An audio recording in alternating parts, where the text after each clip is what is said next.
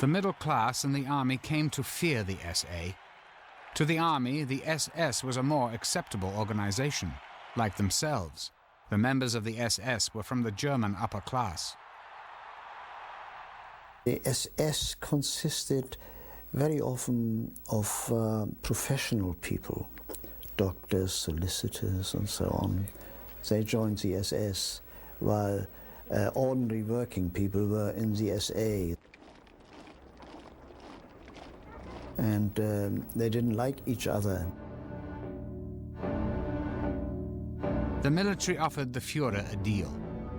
Their full support if Hitler would eliminate the SA. Hitler accepted, and with Himmler, rid the party of the stormtroopers in one night. The night of the long knives, that happened on the 30th of June 1934, so I was then just 12 years old. I remember it. The SA had a congress in Wiessee, not far from Munich. And they were all in bed at night when Hitler and the SS moved. The SA leadership was rounded up and executed so quickly, so ruthlessly, many never knew why.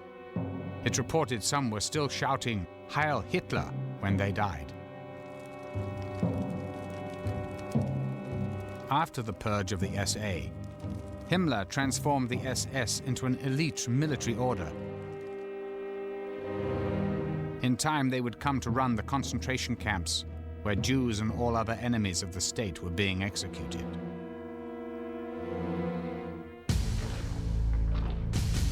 But Himmler's vision of the SS was not yet complete. He planned to turn the SS into Germany's new aristocracy, the new Superman prophesied by Hitler's religion of the blood. Himmler's conception of the SS was no less than the creation of a new bloodstock elite for the Nazi order in Europe. At every stage, the SS was constantly reminded that it was no less than a warrior elite whose values of hardness and military valor were absolutely central to its existence. And more than that they were in fact ensuring the survival of the race in this way.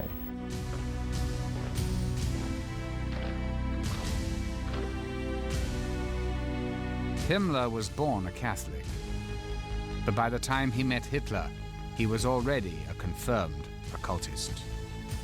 It's difficult for us afterwards to equate this man who certainly believed in a God and to link him up with a man who was master of the killing machine in Germany. But actually the two things, of course, are linked, because what he was trying to do was to root out the forces which he believed had corrupted Germany and get back to their pure-blooded forefathers.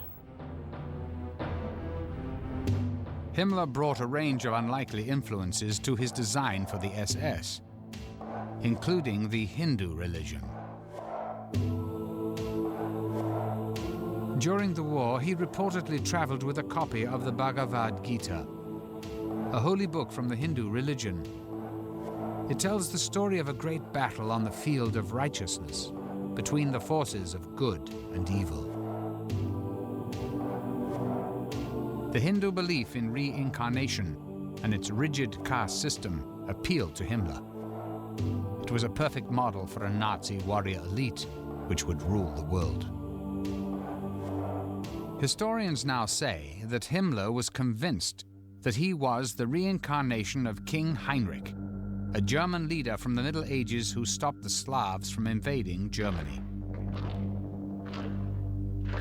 As the Nazis prepared to march on Eastern Europe, Himmler believed he was on the path to realizing his karmic destiny, that his SS had returned to the fatherland to fight a similar holy war. On the night of July 1st, 1937, to mark the millennium anniversary of King Heinrich's death, Himmler staged a sacred reburial rite at Quedlinburg Cathedral, the original location of the great king's castle and the site of his tomb. Accompanied by solemn music, Himmler and a group of high-ranking SS officers led a torch-bearing procession to the candlelit crypt. There, he led them in prayer and meditation.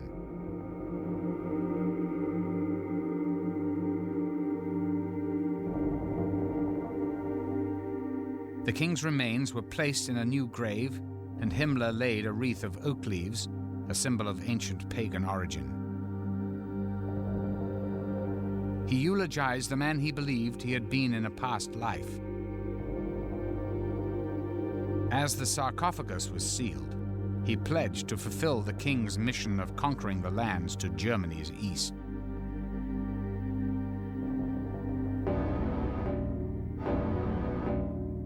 Himmler modeled his SS on the 13th century order of Teutonic Knights, who killed and enslaved the people they conquered.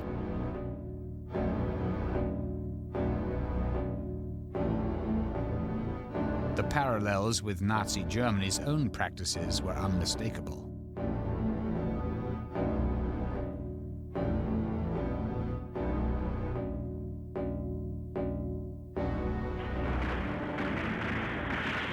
The Reichsführer SS attempted to reinstate the feudal system that the knights had lived by.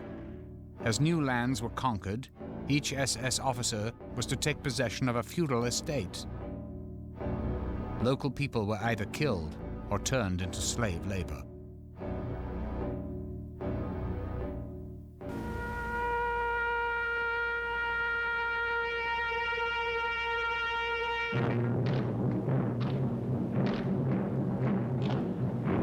Like the Teutonic Knights, Himmler transformed a series of ancient castles into SS training schools that were both military and religious centers.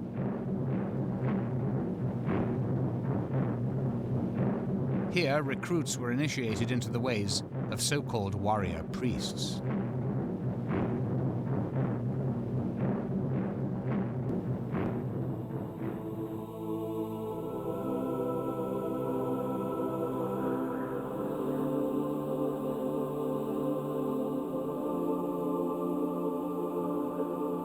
In 1934, Himmler chose Wewelsburg as his personal castle.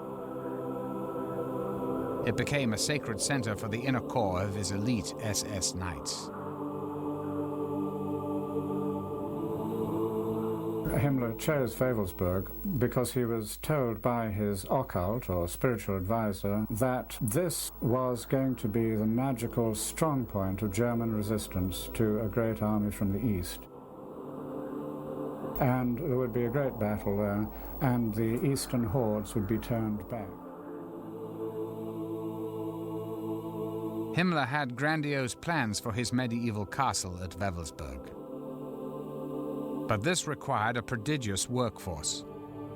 To assure an ample supply of slave labor, he built a concentration camp nearby. From 1939 to 1945, 4,000 prisoners worked on Himmler's castle. Nearly a third of them died while working on it. When one looks at the plans and memoranda, and indeed the miniature models that were laid out of how the Wewelsburg would ultimately rebuild, it indeed looks like the Holy City in Rome. Wewelsburg is built in the shape of a triangle with 3 corner towers. Around this basic design, Himmler had plans to build a large colony. The village would have been demolished and cleared, and they would have created a huge site with interlocking spaces, barricades, other turrets, and circular curtain walls sweeping over a vast area, creating no less than a kind of SS Vatican.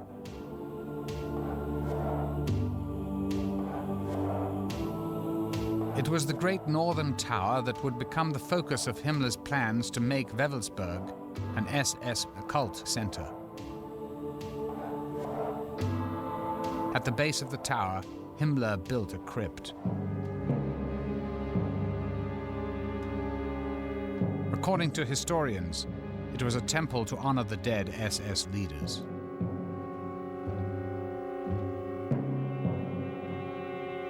The vaulted ceiling created an eerie acoustic, and in the middle of the well would have burned a kind of holy fire.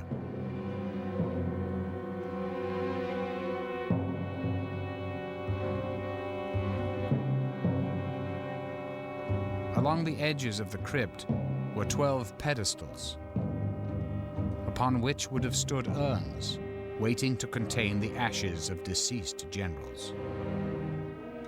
What would happen is that the SS always had to have the 13 leadership. And consequently, when an SS general died, he was ritually cremated, his ashes were placed, and then his place was taken by a new general. In one legend, King Arthur gathered the 12 most chivalrous knights in a great hall. In Himmler's version, he created the Hall of SS Supreme Leaders in a room above the crypt. Here he would meet with his 12 highest-ranking SS officers. A large sun wheel adorned the floor. This radial pattern was made up of symbols from the ancient Nordic alphabet. Himmler tried to create a replica of the Grail Chapel from the Arthurian legend. A mystical chalice, the Grail was said to have contained sacred blood.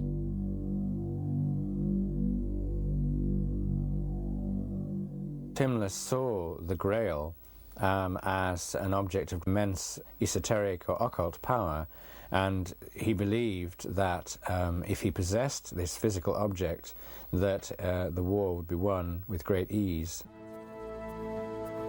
To Himmler, the sacred blood of the Grail legend was pure Aryan blood. He believed it possessed a magical quality. His closest advisor on Grail lore was archaeologist Otto Rahn.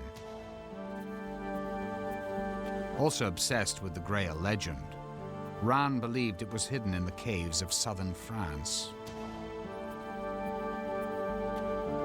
Himmler was drawn to Rahn's knowledge of the occult and his lifelong pursuit of the Grail. Once in Himmler's inner circle at Wewelsburg, Rahn would continue his quest for the Holy Grail, only now as a knight of the Nazi Party. Himmler personally funded Rahn's expeditions, several of which concentrated on the area around Montségur in southern France.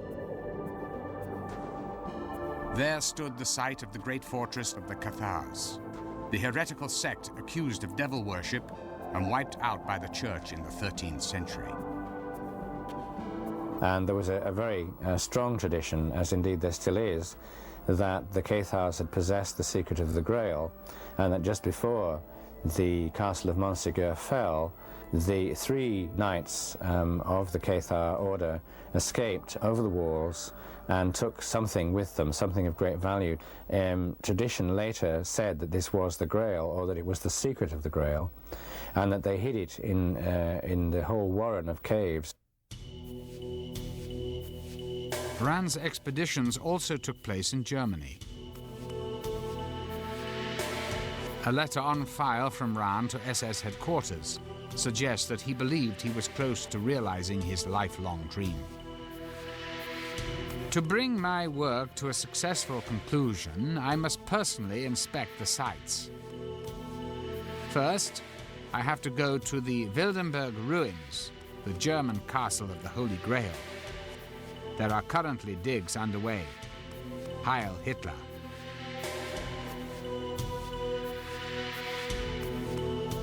But Rahn was never able to secure the ultimate prize, the sacred chalice itself. In 1939, Otto Rahn mysteriously resigned from the SS. Many believed Himmler issued orders to have Rahn killed once it was clear his quest for the Grail had failed.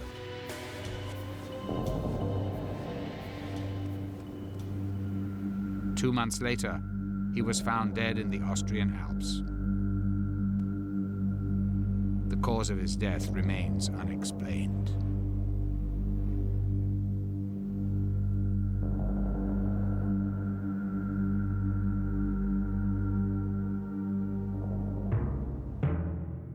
In his continued quest to prove the superiority of the Aryan race, Himmler created a research institute called the Ancestral Heritage Organization. In addition to conducting medical experiments on human beings and checking bloodlines to ensure racial purity, the organization's mission was to resurrect and reinterpret occult practices, ancient Germanic myths, and pagan lore.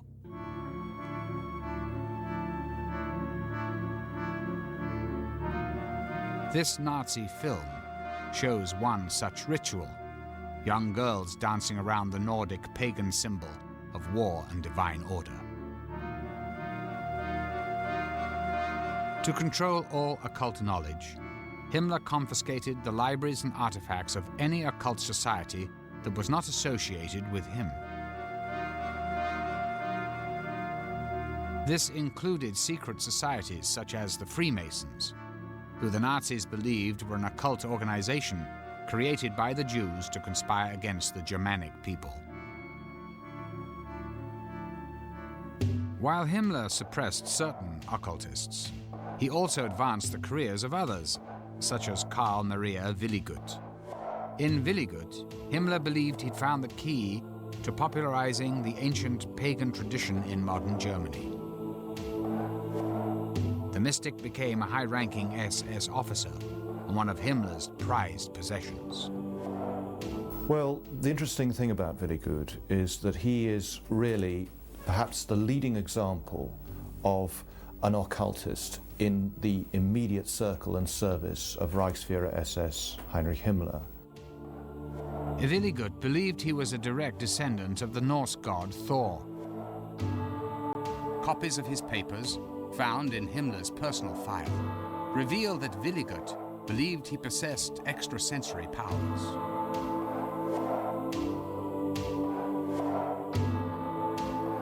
One document entitled The 9 Commandments of God was signed by Willigut and initialed by Himmler. Written in both modern German and the runic alphabet, it suggests that Willigut thought he was using his powers to rediscover the ancient rites and rituals of Germany's pagan past.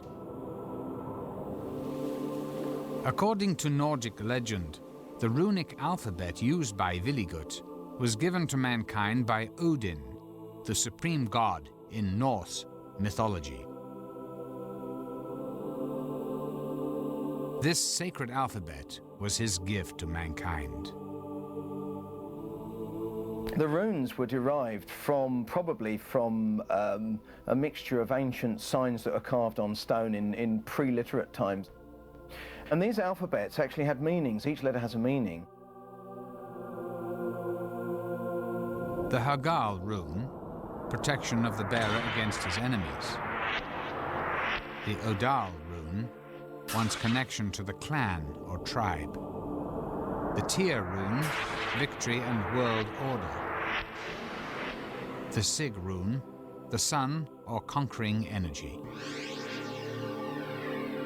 These symbols appeared throughout the Nordic world, on such objects as Viking ships, battle spears and shields. The alphabet of ancient priests and magicians, runes were believed to be mystical tools for fortune-telling, casting spells, and invoking magical spirits.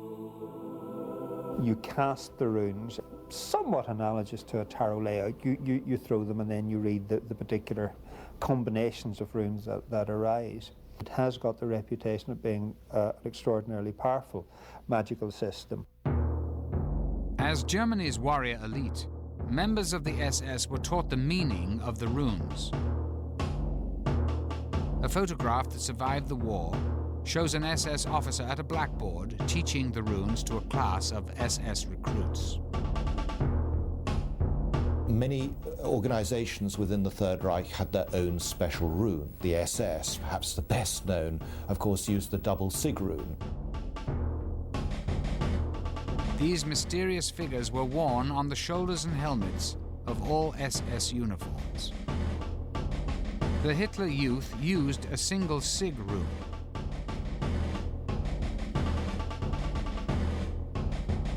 These ancient mystical symbols were seemingly everywhere.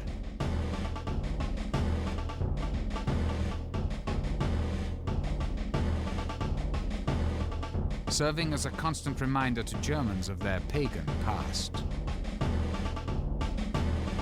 After the SS recruit had passed his training and taken the oath, if he was an officer, he was then given the SS dagger, which was a sort of hunting knife with a black handle, the SS runes on it, the swastika and a wreath, and the German eagle. And this was a very prized possession. Engraved into the dagger were the words, "My honor is called trust." SS men received the dagger in a solemn ceremony. Every member of the SS wore the SS signet ring. But for his inner circle, the elite of the elite, Himmler personally handed out the Death's Head ring. A former high-ranking SS officer, Wilhelm Hertel, still remembers the ceremonious occasion. The ring was engraved with your name, mine, for example, to my dear Hertel, Heinrich Himmler. That was inside the ring, around a death head. That was supposed to symbolize the close connection to the SS and to Himmler.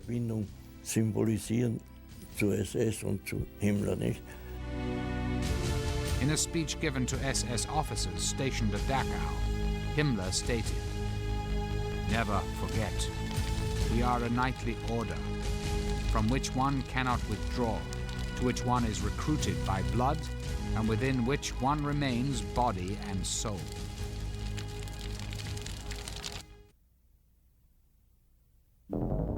Borrowing from Germany's pagan past and his own Catholic upbringing, Himmler invaded SS family rituals from the moment of birth. One picture we have which shows a full tableau of such a sort of Nazi or Hitler shrine for the purpose of baptism of infants. An SS altar, in place of a crucifix, a picture of Hitler, and the babe would have been presented, if you like, into the community of Germanic warriors through this kind of tableau. The marriage ceremony also became an SS ritual. Mimicking ancient Germanic tribes, SS officers took on the role of the clan leader who presided over marriages. Himmler himself officiated at one such ceremony. This rare footage shows one of his SS officers marrying Gretel, the sister of Hitler's mistress, Eva Braun. Rings were exchanged, as well as bread and salt, the ancient pagan symbols for the fertility and purity of the soil.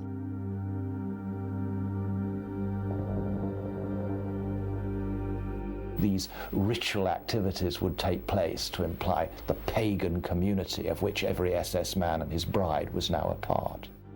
The Nazi year was marked with celebrations taken from the ancient Germanic calendar. The Maypole Festival, initially accepted as a celebration of fertility, was transformed into a show of nationalism and military strength. Hitler said, "And so it is that this day, the 1st of May, the land is filled with celebrations of the resurrection of the German people out of eternal inner strife." People need festivals to mark the year. And they tried to substitute the pagan festivals for the Christian festivals.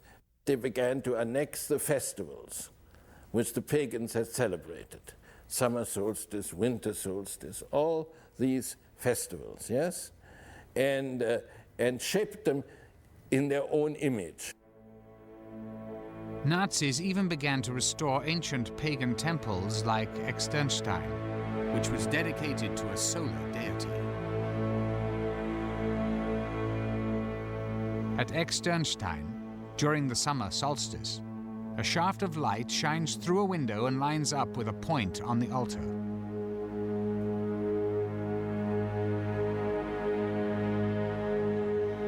While Externstein was considered a holy place for Germanic tribes, it is far from unique among ancient temples in tracking the sun's movements.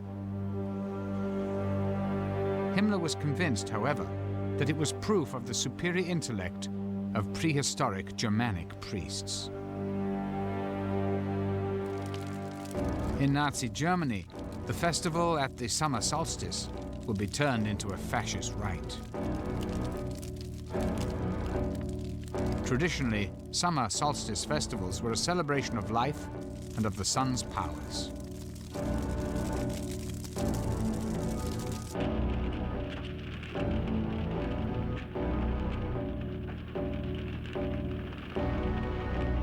Dramatically staged and carefully choreographed, speeches were given preaching self-sacrifice and heroism. In this particular ritual, propaganda minister Goebbels gave the speech.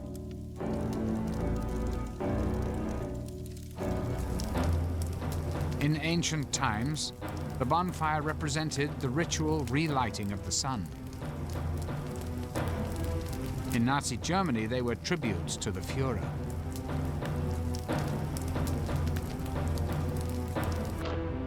In the largest of these rituals, torch-bearing troops created symbolic patterns in the night.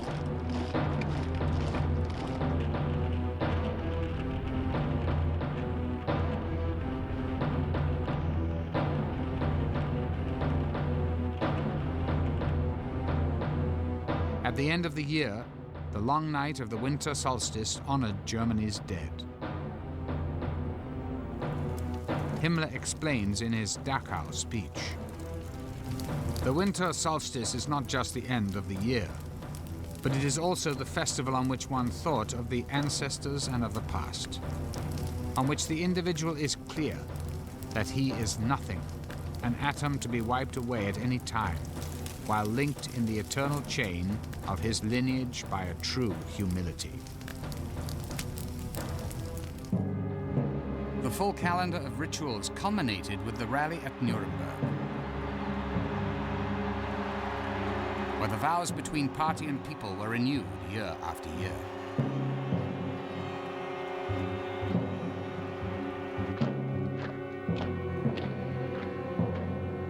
Tens of thousands of uniformed Nazis joined forces.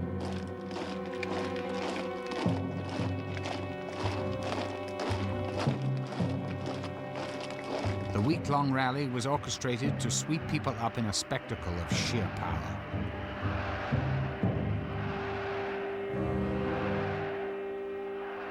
Now, every religion has its ritual. The Nazis had their ritual, their mass rituals, yes?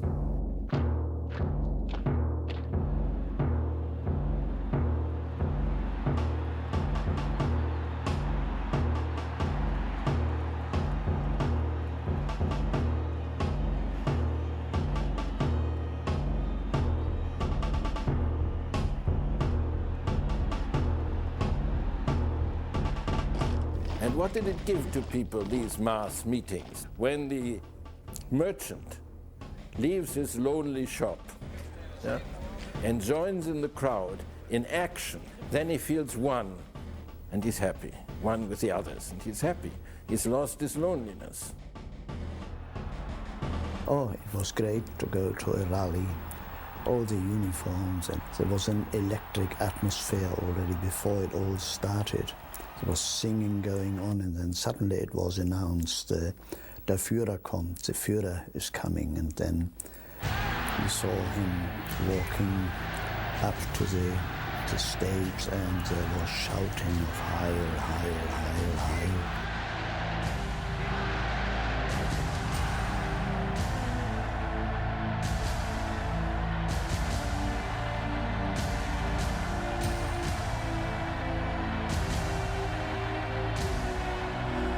As the Nazi frenzy swept Germany, Hitler made clear what he expected from the nation. The party is the selecting ground for German political leaders. Its doctrine will be unchangeable. Its organizations will be as hard as steel. Its total image, however, will be like a holy order.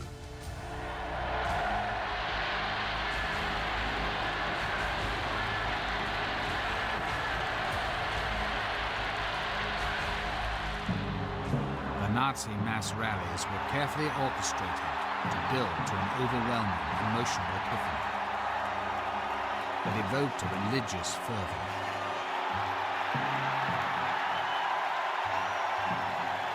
At the center of this ritual was Hitler.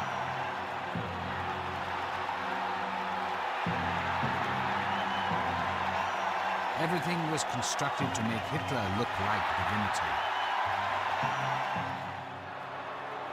A messiah.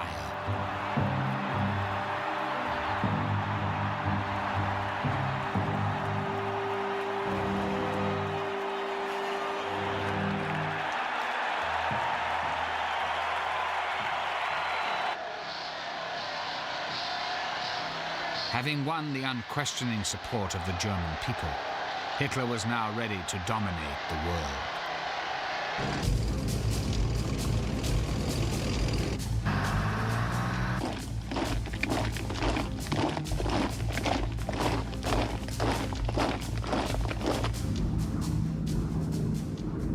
From the onset of the war in 1939, country after country fell to the Nazis. By the winter of 1942, however, the tide turned, and the Nazis began to experience what they thought was impossible: defeat.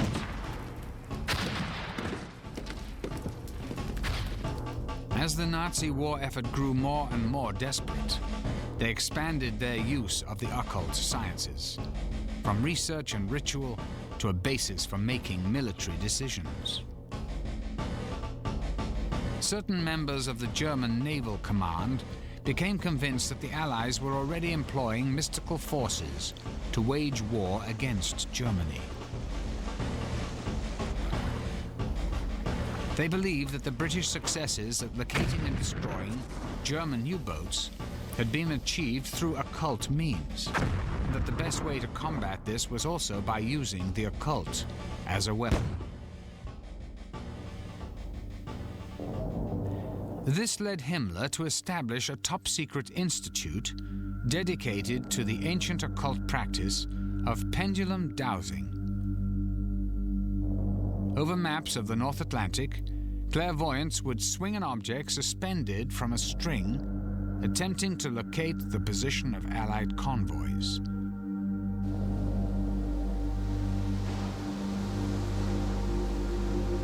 German U-boat missions were dispatched based on the results.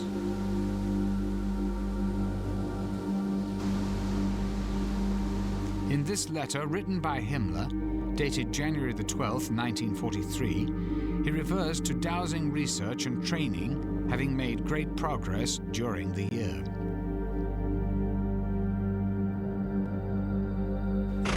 Still, the most common occult arts employed by the Nazis were astrology and prophecy, although they were approached in two distinctly different ways.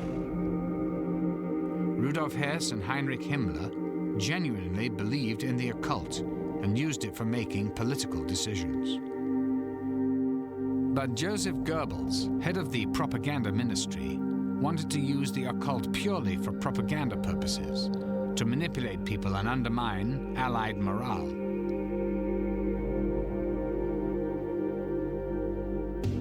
Goebbels soon became aware of a great source of mystical knowledge, the predictions of Nostradamus. One of the most celebrated visionaries of all time, Nostradamus completed his masterpiece of prophecy in 1555. The book contains subtle references to a crisis in Britain and Poland in the year 1939, the year Nazi Germany invaded Poland. Nearly 400 years after Nostradamus wrote his book. For Goebbels, Nostradamus was a perfect propaganda tool, whose work could be interpreted as predicting a great victory in Germany's future. Nostradamus' prophecies are written in four-line poems called quatrains, and they're so dense and esoteric that you can interpret them in many different ways. To interpret the French prophet, Goebbels recruited renowned astrologer and Nostradamus expert Karl Ernst Kraft. A particular quatrain that Goebbels seized on seemed to refer directly to Hitler, and quickly became part of the Nazi leader's mystique. There's a very famous quatrain which has got the word Hister in it, which was everyone was bandying around, was saying that was Hitler. In Goebbels' diary, he expressed his excitement when Berndt, a member of his staff, began to formulate a plan to use the prophecy. 19th of May, 1942. Berndt handed in a plan for the occultist propaganda to be carried on by us. We are getting somewhere. The Americans and English fall easily to this kind of propaganda. We are therefore pressing into service all star witnesses of occult prophecy. Nostradamus must once again submit to being quoted. The creation of fake prophecies and fraudulent mysticism to influence the enemy became known as black propaganda.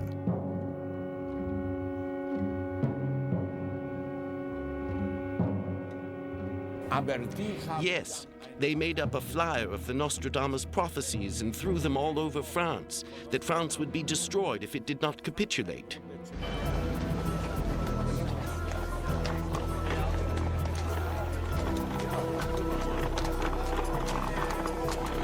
British intelligence discovered the deception and, recognizing its propaganda potential, began to wage their own Nostradamus campaign. The British actually picked up on this. They produced a volume of 50 fake Nostradamus prophecies which forecast British victory on the war. Just as the Nazis had flooded France with fake Nostradamus prophecies, the Allies smuggled their own black propaganda into Germany. The black propaganda campaign in England soon took a new turn with the arrival of Hungarian Jewish emigre and astrologer Louis de Vol. Recruited by British intelligence, de Vol was assigned to work with master counterfeiter Elik Hall. And Elik's great skill was as a forger. I mean, forging documents, forging magazines, forging Nostradamus quatrains. Howe and de Vol decided to create a counterfeit version of Germany's leading astrological magazine, Zenit.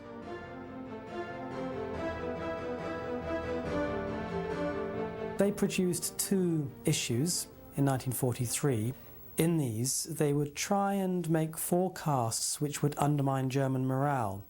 They would, for example, say, watch out for June the 30th. It's the anniversary of the Night of the Long Knives. Now, the purpose behind this forecast was to somehow plant in the minds of the Germans the fact that the SS might now be disloyal to Hitler. But Howe's masterstroke came with a so-called special edition of Der Zenit, dated April 1943. He cleverly waited until July to publish an April edition, thus seemingly being able to predict events he knew would come true. And what Howe and his colleagues did was to look at the sinking of German submarines, record the dates, and then, in producing the April edition, produce these dates as if they were forecasts. British intelligence believed that if these predictions were picked up by the crews of German U-boats, the result would be a loss of morale and possibly even mutiny. The British counterfeit Der Zenit, however, contained one glaring error. They incorrectly titled the magazine Der Zenit instead of the actual title Zenit. Astrology and espionage would soon collide again, in what is still considered by many to be the most bizarre incident of the Second World War. When Rudolf Hess, the deputy Führer and one of Hitler's closest friends and advisors, made an astonishing solo flight to Scotland. Hess's idea to make the flight began with his belief that the British, a Nordic race, would be made sympathetic to the Aryan cause and could even be persuaded to side with the Germans if only Churchill could be overthrown. One of Hess's mentors, Karl Haushofer, reinforced this idea by telling Hess about a dream he had. In it, he saw Hess walking through a Scottish castle with tapestries hanging from the walls, bringing peace between Germany and Great Britain. In addition to prophecy, astrology would also come to play a role in Hess's decision to make the flight. Rudolf Hess, along with Himmler, was probably the leading Nazi, most interested in astrology. He accepted it totally. Astrologer and close friend Ernst Schulte Strathaus cast a horoscope for the deputy Führer that revealed an auspicious arrangement of the planets. On May 10th, 1941, there was a particularly powerful astronomical lineup. Basically, there were 6 planets in Taurus and a full moon exactly on the opposite side of the zodiac in Scorpio. And according to astrological tradition, when you get such a lineup, you'll get a major shift in global affairs. And therefore, it was fair to assume that May the 10th, 1941 could provide the turning point in the war. There has always been some doubt whether Hess flew to Scotland based upon astrological advice.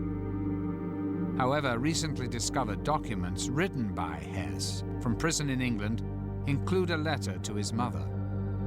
In it, he asked her to have 2 documents notarized: a record of Karl Haushofer's dream and the horoscope cast by Schulte Strathaus.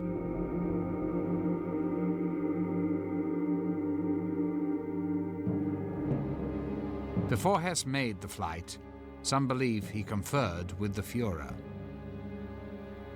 6 days before my father flew, there was a discussion between Hitler and my father, which lasted 4 hours. Nobody knows what they were talking, but one knows that when the 4 hours were over, my father and Hitler came from the room, and Hitler had his arm around the shoulder of my father and said, "Hess, you have been always and are still a very stubborn chap. This is a very friendly goodbye."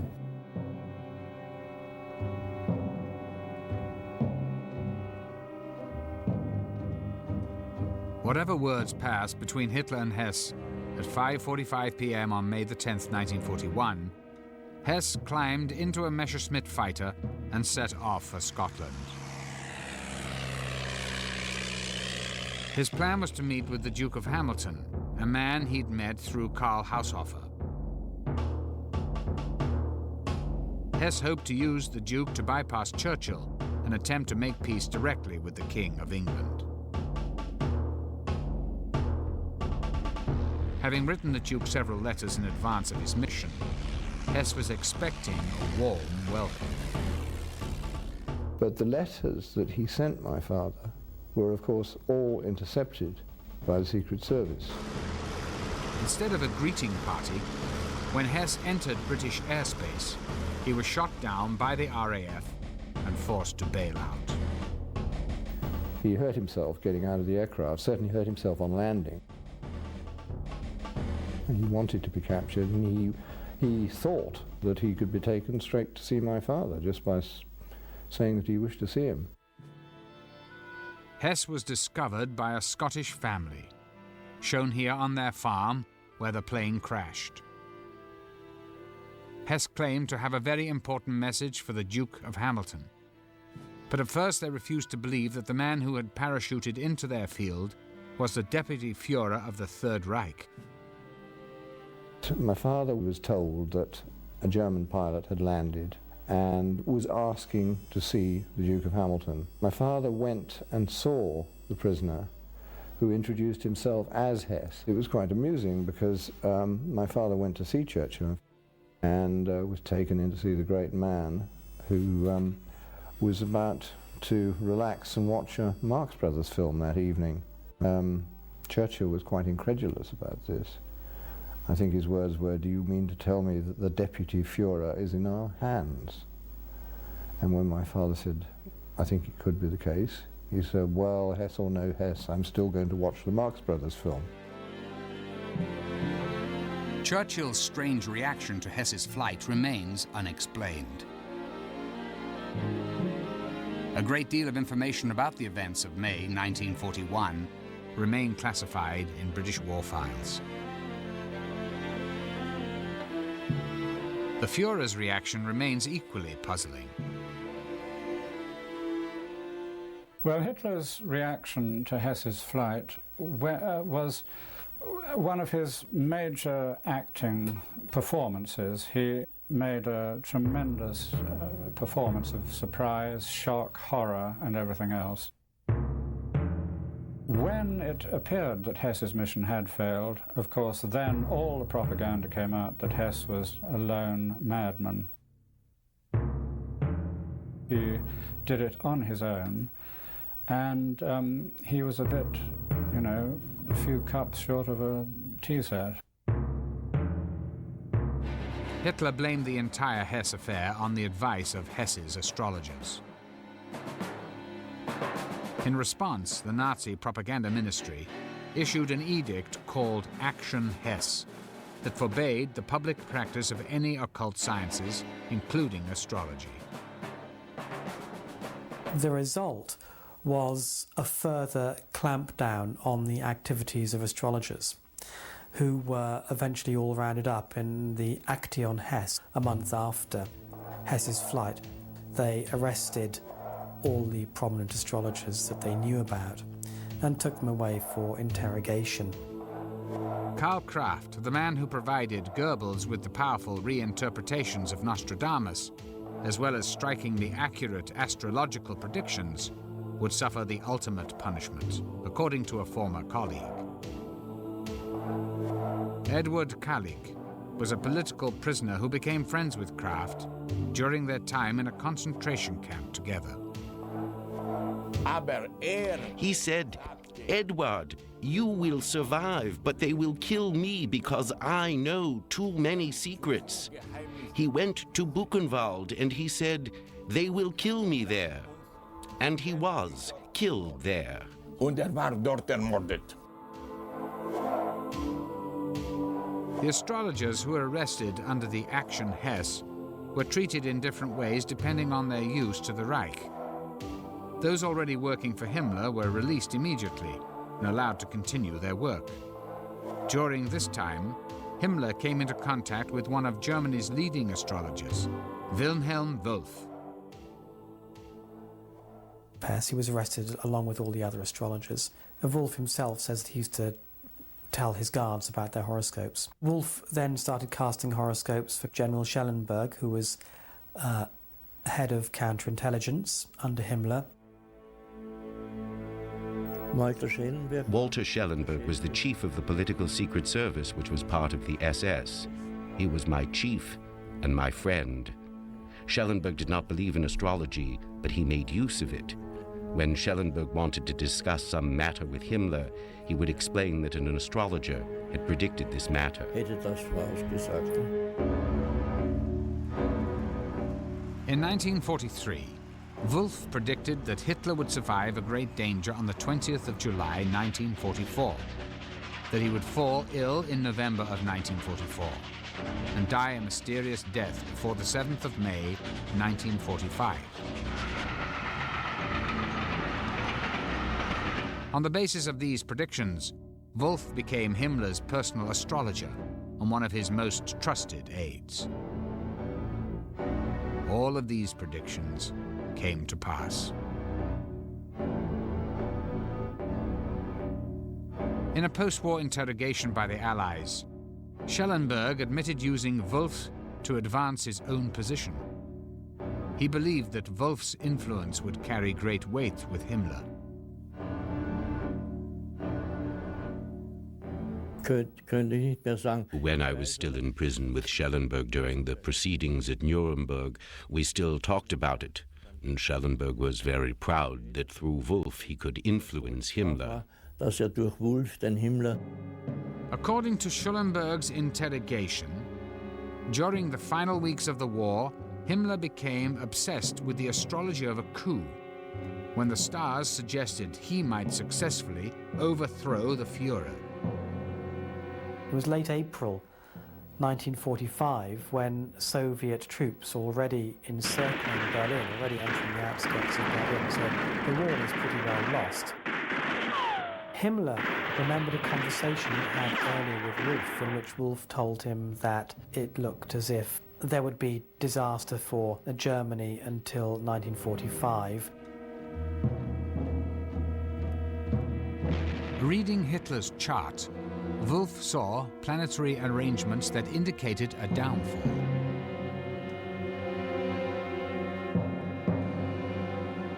Wolf and Schellenberg continue to urge Himmler to overthrow Hitler and install himself as the leader of the waning Reich. Both Schellenberg and Himmler trying to curry favour with the Allies. And intriguingly, in the last days of the war, a meeting between Himmler and a representative of the World Jewish Congress, at which Wolf, as Himmler's astrologer, was present. Himmler apparently agreed that there should be no more exterminations of Jews. Despite Hitler's order to continue the exterminations to the end, Wolf was instrumental in convincing Himmler to temporarily stop the killing.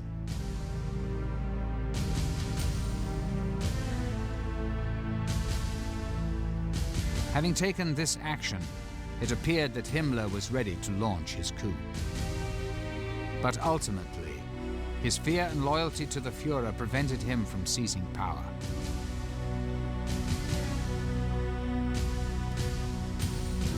Himmler remained hopeful that some mystical force of destiny would alter the defeat that was clearly at hand.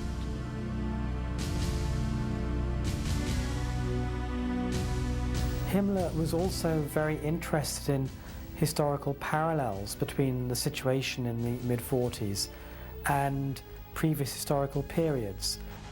Himmler looked back to the previous Great German War with Russia, the 7 Years' War, the fought between Frederick the Great of Prussia and the Russians. Fortunes are said to have turned then when the Russian Tsarina Elizabeth died. In April 1945, President Roosevelt died, and Himmler took this as a sign that history was about to repeat itself and Germany was going to be saved.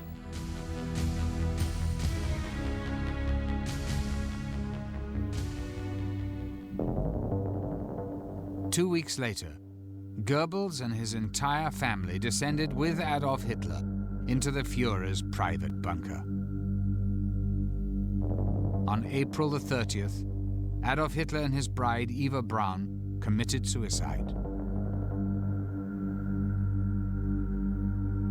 Goebbels poisoned his 6 children, then shot his wife and himself.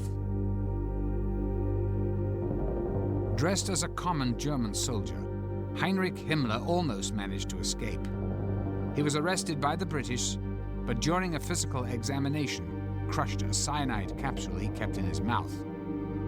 At 11:04 p.m. on the 23rd of May, the Reichsführer, who had summoned occult forces in the service of Aryan glory, was dead.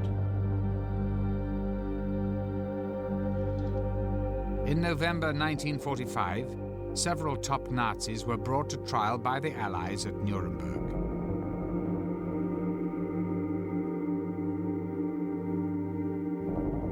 Rudolf Hess was sentenced to life in prison. He died there at the age of 93. Occultist Alfred Rosenberg was found guilty of crimes against humanity and hanged in October 1946. The Third Reich, which was to have lasted over 1,000 years, ended after only 12.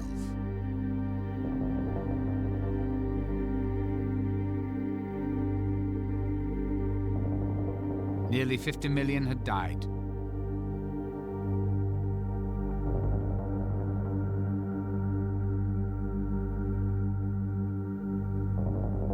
Ironically, among them were the first generation of Hitler's so-called master race, who were to father further generations of Aryan supermen. Throughout history, mythology has had a powerful influence on the human mind. All cultures have been mythically driven. However, in Nazi Germany, the linking of political aims to a corrupted mythology led to an evil unparalleled in history.